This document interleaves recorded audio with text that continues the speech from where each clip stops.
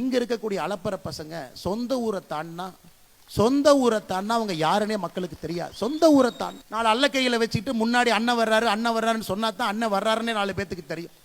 இந்த அல்ல கைக மோடி மட்டும் தமிழ்நாட்டுக்கு வந்தாருன்னா முதல்ல நாங்க கோ பேக் மோடின்னு சொன்னோம், நாங்க இன்னைக்கு கெட் அவுட் மோடின்னு சொல்லுவோம். அப்படி உதயநிதி ஸ்டாலினுக்கு நான் சொல்றேன், நீ சரியான ஆளா நீ இருந்தீனா உன் வாயிலிருந்து கெட் அவுட் மோடி நீ சொல்லிப்பார். சரி, நீ சொல்லி பாடுறா பார்க்கலாம். நீ சொல்லிப்பார். எங்க தாத்தா முதலமைச்சர், அப்பா முதலமைச்சர், எங்க அப்பா சிட்டிங் முதலமைச்சர், நான் சிட்டிங் துணை முதலமைச்சர். சொல்றா பார்க்கலாம், சொல்லு. உனக்கு ஒரு உலகத் தலைவரை மதிக்க தெரியல, ஒரு கத்துக்குட்டி. நீ கத்துக்குட்டி. காலையில 11:30 மணிக்கு தான் உன் மேல வெயிலே படும். நீ சூரியனை நேரா பார்த்தது கூட கிடையாது. சூரியன் மேல வந்தா தான் இப்படி பார்க்கிற ஆள் நீ. சூரியனை பார்த்து துப்பி அந்த எச்சல் உன் மேல விழுவும். அப்படிப்பட்ட ஆள் நீ.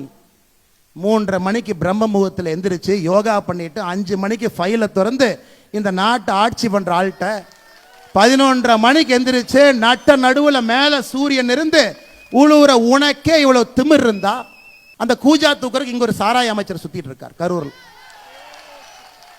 இவனுக்கு எந்த அளவுக்கு ஒரு கேவலமான பேர் வழினா, சாராய அமைச்சருடைய சொந்த தம்பி 1 வருஷமாக காவல்துறையால் தேடப்படக்கூடிய குற்றவாளி. இந்த கொடுமை எங்கேயாச்சும் பார்த்துருக்கிறீங்களா?